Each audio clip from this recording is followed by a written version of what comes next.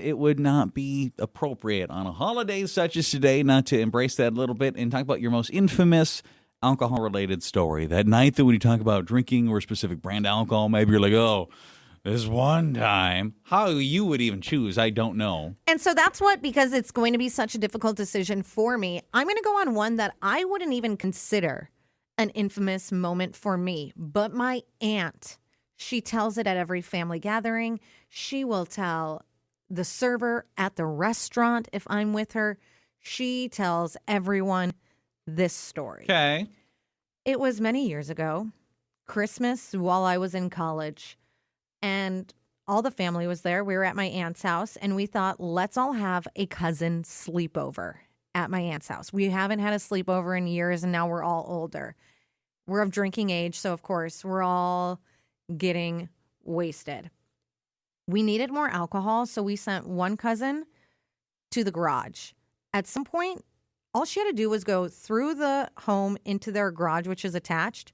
She somehow made it outside, and she ended up scaling a fence and tried to get in through the back door. She couldn't figure out. We don't even know what happened to her. But while this is going on, and my cousin is like locked outside in Chicago weather. Merry Christmas. She said she's freezing. She said she came in and her lips were blue. Another cousin and I, the one who lived there, something happened and he got upset and he went to his room. So we were trying to get him out, and I'm banging on his door trying to get him out. My uncle comes out in his boxers and he's trying to figure out what's happening.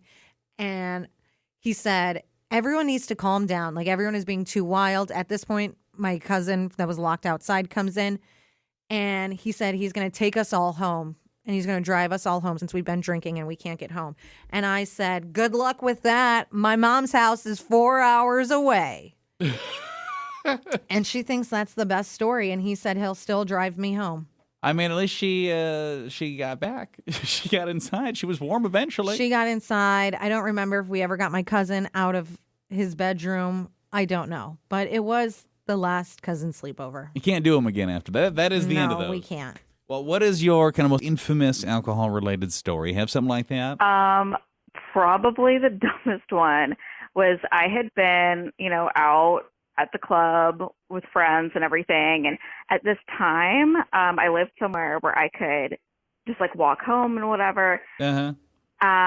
Well, I didn't anymore. And that's what I forgot when I was drunk. I had moved and I walked to my old apartment and was trying to use my new apartment key to get into my old apartment, and probably scared the new resident half to death. Okay, so that could be pretty terrible. I know. I got super lucky they didn't call the police or anything. They just kind of came to the door really confused. And that was when I realized, like, oh, this is not where I live anymore. There's somebody in the other end of that door that's just like, what's happening? Why they're messing with our door right now. This is disgusting. Someone said I dropped my phone in a porta potty, and instead of just accepting it, I reached in with my hands. And I kept using the phone the rest of the night like everything was normal. Gross. It was not normal. No. Oh, God, no. I'm going to throw up. And I'm like imagining this person out tailgating. There's not a clean porta potty. There isn't. They're all that's gross. What I think. They're all terrible. Yikes. Your most infamous alcohol-related tale? Yes, I completely overtipped. So we were having this holiday party at my company, and I was in charge of organizing it all, and it just took a lot to organize because getting all the departments together and everything. By the end of the night, I finally had let loose. I was just freaking drunk as heck, and they gave me the bill and my final bill plus the company's final bill. I got everything confused, and I just paid everything on the company credit card, including a $500 tip. So, potentially generous. Yeah. A good thing is that I'm the one in charge of accounting, so no one else has actually found out. But I don't know. I guess it is what it is, and they did give us good service, so... I guess if it was like a company party, though, depending on how large your company is, a $500 tip might be pretty appropriate, I guess. Yeah, and how much you ended up spending and everything, I think it kind of works out. Yeah, and it doesn't sound like she was on the hook for it, it didn't sound like. I don't think so.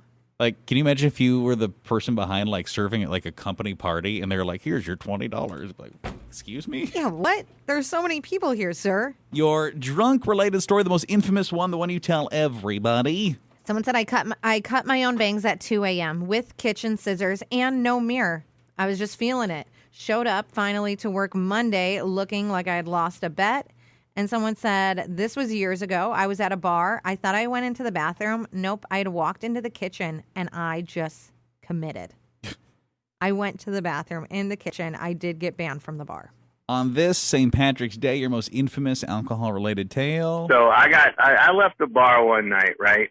And there's this girl that I've been kind of talking to, and she lives, I know where she lives. She's not too far from me on my walk home. And so you know how like in the movies or just whatever, people sometimes like take a little pebble or something like that and toss it up and like to knock their window, get somebody's attention. Yeah, so I wanted to talk to this girl, and I don't know, it must have been like 2, 3 a.m. Right after bars closed. I wanted to talk to this girl.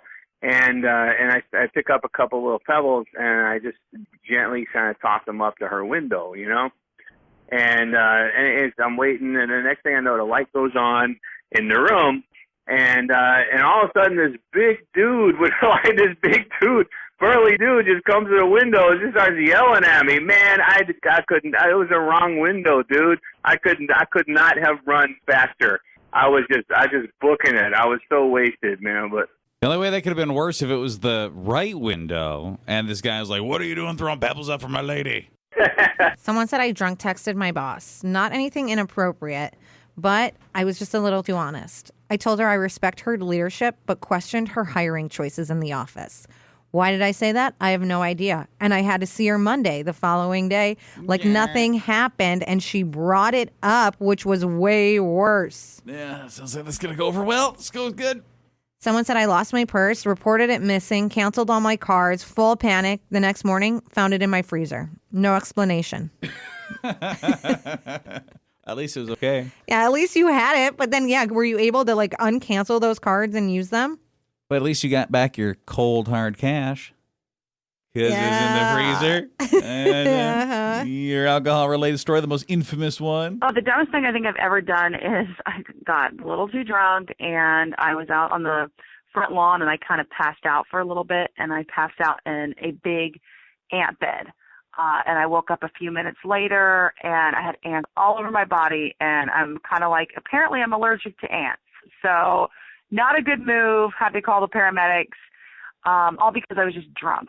It makes me wonder if you're like was it like the red ants or whatever, the those ones like that bite? fire ants. Yeah. Yeah. Ugh. Yeah, it makes me itch just thinking about it. Someone said I tried to make drunk ramen and thought adding ranch, hot sauce, and peanut butter would elevate it. I ate the whole thing, but I woke up the next morning still tasting it. I would say the worst thing I ever ate while I was drunk, but at the time I thought it was really good. My friend and I wanted chips and salsa, but we didn't have that at her apartment, but she had Doritos and butter. And so, yes, we dipped Doritos in a tub of like Country Crock, and it was not bad. That doesn't sound remotely delicious to me at all. At the time, we thought it was so good. We FaceTimed so many people to tell people how good it was. You're not going to believe this thing we invented. It's so good. You should try some. No, we were just drunk. Alcohol story, the most infamous one. All right, so it actually happened to be my birthday, and had some friends threw a little party for me, had a great time, went home, went to bed. Mm-hmm.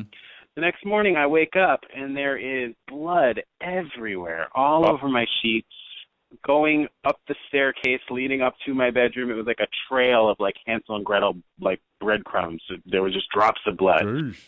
My foot, I had at some point during my drunken state wrapped like, one of my bathroom towels around my foot.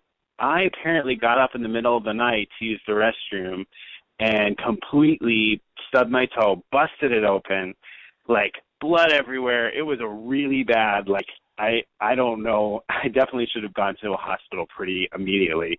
And didn't really feel much of anything because I was, pretty loaded. Was this like a 21st birthday too, or no? It was not. It was actually the big 3-0. Yeah. It's always make my body hurt. I one time accidentally shattered a lamp, and then I kneeled in it.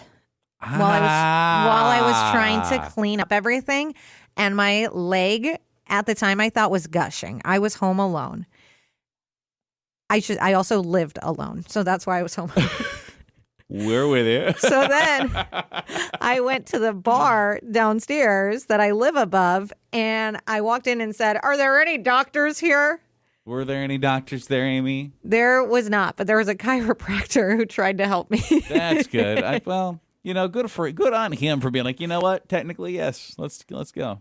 Someone said after Thanksgiving one year, I made a full plate of food, sat down on the kitchen floor instead of at the table. I just ate it there like it made perfect sense. And then that's where I fell asleep. Your infamous alcohol-related tale? Sometimes, like, when I stay up late at night, I'll have the TV on, I'm watching infomercials. I just went crazy ordering, like, everything I saw. Only, here's the thing, I didn't remember it at the time because I was drunk, you know? Mm. And then this stuff starts arriving at my house, and I'm like, what? Where is this coming from? What is this? And I just realized, like, it was all I realized it was all coming from that one night that I ordered everything without realizing. Do you remember anything specifically kind of random you got that you can kind of brag about? Yeah, I got one of those, what do you call it?